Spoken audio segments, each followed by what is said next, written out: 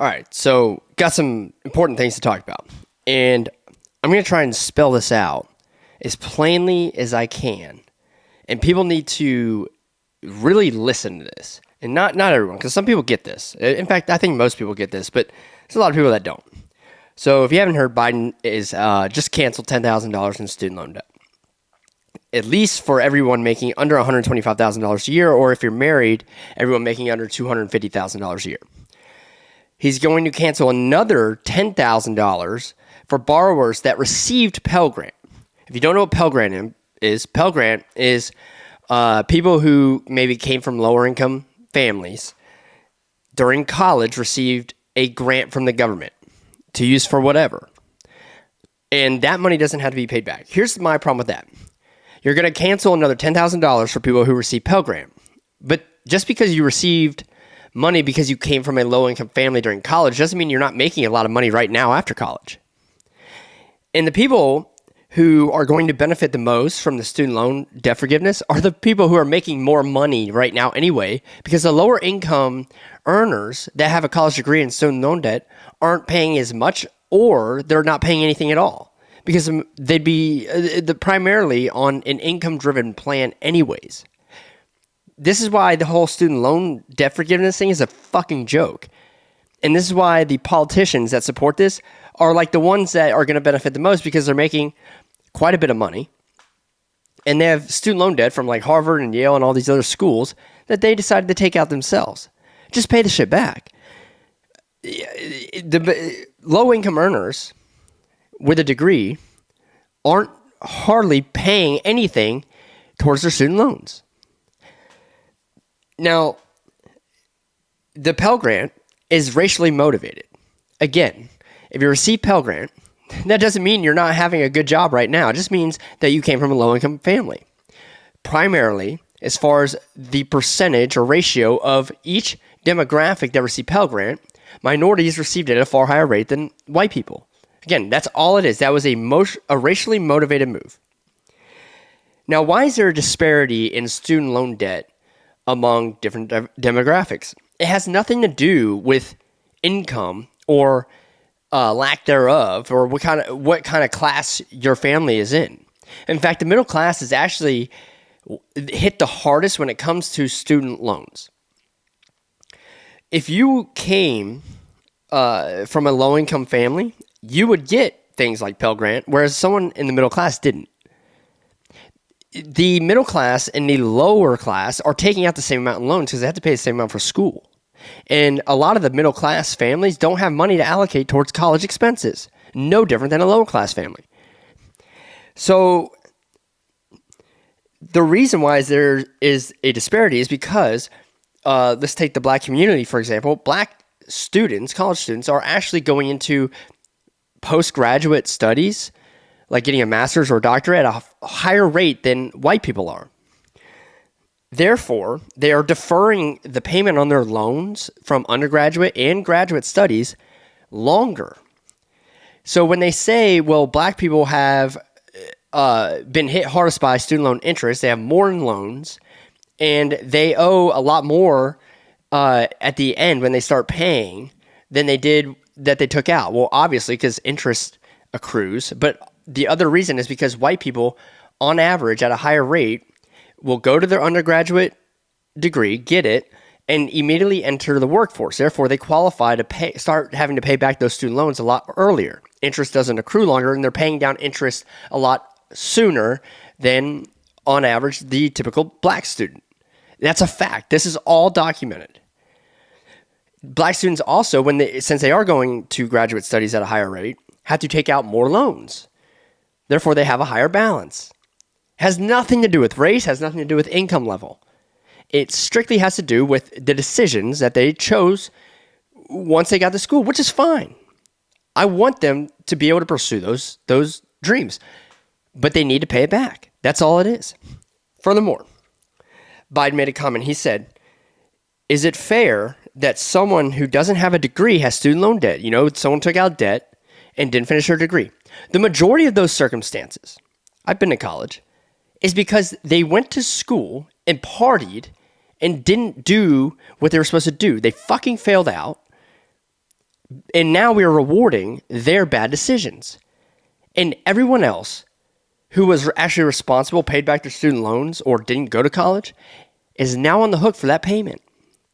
And this is wrong. I'm sorry. I don't care if you didn't get your degree. You should have done it. You should have been more responsible.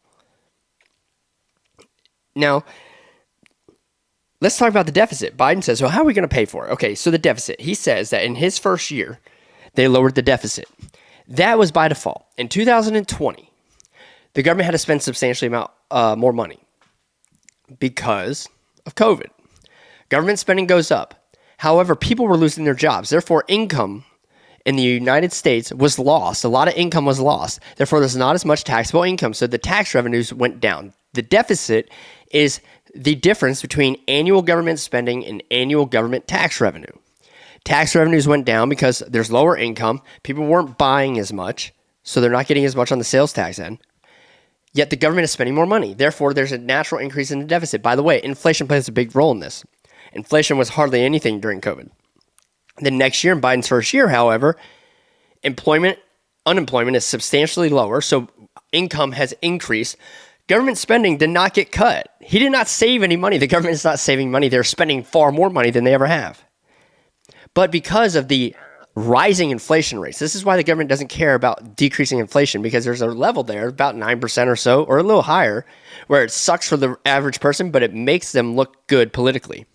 Because of inflation, prices go up, people had to still spend or buy the same amount of stuff, their necessities. Because those prices go up, the government gets more in tax revenue.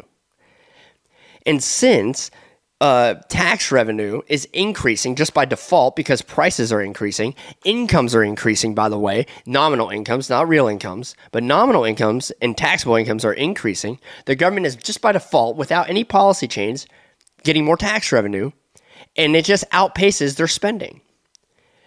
The government only pays interest on its debt, by the way. Now, Biden says we cut the deficit in my first year, and then we're going to cut the deficit even more, like double what they did in the first year in the second year, because inflation has been substantially higher in the second year. Again, it has nothing to do with any policy change or budget change of the Biden administration. In fact, they're spending more money than we ever have. This is why it's a joke. The government is, first of all, they don't even control inflation. The Federal Reserve has more of a hand in at least mitigating it. They do cause inflation, though, because of all the dumbass spending that our government has done. And this will only hurt it. Now, this is going to cost $300 billion. This kind of screws Biden. And if you think that they didn't sit back and say, well, why can't we cancel all student loan debt? Okay, because that would be politically great for our supporters. Well, they can't. In fact, they could barely justify $10,000 because they can't. If they could, they would have a well-written out economic plan showing the benefits of canceling student loan debt. But this doesn't help anybody at all. Even if you think it's going to benefit you, it's not. The money has to come from somewhere. Here's where the money's going to come from.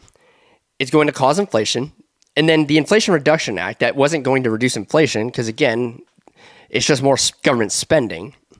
All the potential offsets in that bill by way of any type of revenue has now been wiped out completely. Like guaranteed $300 billion gone. And there wasn't much of offsets on that bill to begin with. So this is actually going to cause more inflation. The Fed is going to have to increase rates even more than what their original projections were. It's going to disincentivize any new investment, at least for the foreseeable future. And as far as our government debt, why does the government say, well, we cut down our debt? The government cares about debt to GDP ratio. And that is the growth in GDP basically can outpace the growth of our national debt. And because we only pay interest, the growth in GDP will actually pay off the interest payments of the debt and make it to where the debt that was accrued during that period is actually far less than what the actual number shows. But the problem is that they are saying, well, we assume with our government spending and the bills that Biden has put into place, that GDP will just increase. And it's not. In fact, it's declining now. But in his first year, it did increase coming out of COVID. So from 2020 to 2021, the government debt to GDP ratio widened because the debt went up, but GDP fell because we went into a recession for the pandemic. The next year, that gap really closed up.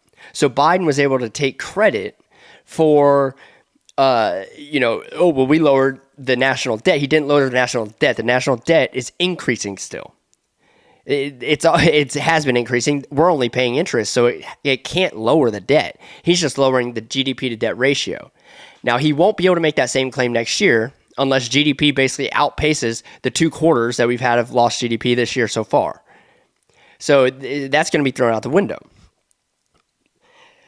He needs inflation, and this is going to sound bad because people are pissed off about the inflation rates, but honestly, the government will need inflation to kind of remain where it's at, or maybe just a little bit lower, and keep them in what's called a negative interest rate environment, which means they can earn more through GDP growth than they will have to pay back in interest, or that at least that they can borrow in interest, right? So the government's borrowing at 2%, but they're getting 3% GDP growth, and they are going to do that through just inflation. So it's kind of an unnatural way of growing the economy.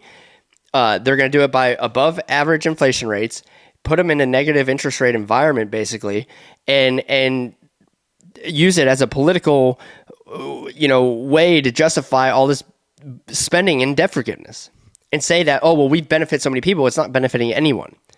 All it's done is created an unnatural tax, and inflation is a tax because when you have high inflation, let's say by 9%, if the average increase of the goods and services you're purchasing is 9% higher, you're paying 9% more in a sales tax than because we are taxed a percentage on what we buy, unless it's gas. Gas is a fixed dollar amount. That's the only thing that doesn't benefit them when gas prices are up. So they focus on, how can we just try and lower gas prices? And if the government was getting a percentage of the sales of gas prices and a tax, they wouldn't be focusing on that either, because they wouldn't care. Now, here's some questions you have to think about with this. This is only a one-time thing. Well, what about the people who are currently taking out student loans to go to school? And then what about the people who have already paid them back? And then what about the people who never went in the first place because they voluntarily didn't go? I mean, this doesn't benefit everyone. All those people I just mentioned are now on the hook for the people who are bitching and complaining about, I can't pay back my loans. The only people going to benefit from this are the ones that truly don't have an issue paying their loans back because they're making enough money to pay it back. And they're the only ones really paying the loans back to begin with. Everyone else is either paying a very low amount back or they're not paying it back at all. And eventually, by the way, they have plans where it was going to be forgiven regardless. They normally, when they forgive debt, it's counted as taxable income. But in the American Rescue Plan Biden did last year, it got rid of that provision. So now the government's not even going to get tax revenue from forgiving the debt. So the only way you can offset this is to, bring in more tax revenue. They're going to do that by increasing their corporate tax rate. They're going to actually receive lower tax revenues, in my opinion, because of lower economic output by taking an automatic 15% from businesses, not just domestically, but also the 15% in the international tax that we all agreed to. So they're going to try and do it through that. It's not going to work, but they're going to lower economic output. It's actually going to trickle down, by the way. Trickle down economics does work in a negative way to the employees, which it does the majority of the time. They take the majority of the burden plus the consumers. It's only going to screw the lower and the middle class. It's not benefiting anyone. But politically, it will, because politically, the people that vote for this stupid ass shit don't understand what's going on to begin with. And they probably don't even have the finances to really care. So this is going to be a big problem. And this is not going to be a one-time thing. He's going to have to keep it going. He's going to have to do it again for people coming out of college and keep forgiving it. And by the way, for those of you that didn't know, 92% of student loans are federalized. So the government owns 92% of all student loan debt. They did that in 2010 to help subsidize Obamacare. It's another reason why they won't just forgive it. It's economically not right. It's morally not right. And it's politically just a way for them to try and remain in office and do something they think is favorable to remain in office here in November. Biden, Pelosi, none of these older people that make these decisions give a shit about the long-term impact of this because they won't even be around. They're so old, they won't even be around in 8 years, let alone care. They don't care. They're looking at November and they're looking at the next presidential election, and that is it. That is it. And there's many more things I could go on about, but this is a big problem. And all it is doing is putting the government in more control of our lives. And we're going down this route of this modern monetary bullshit and allowing our government to nationalize basically every industry and take ownership of what it doesn't own and what it is not entitled to.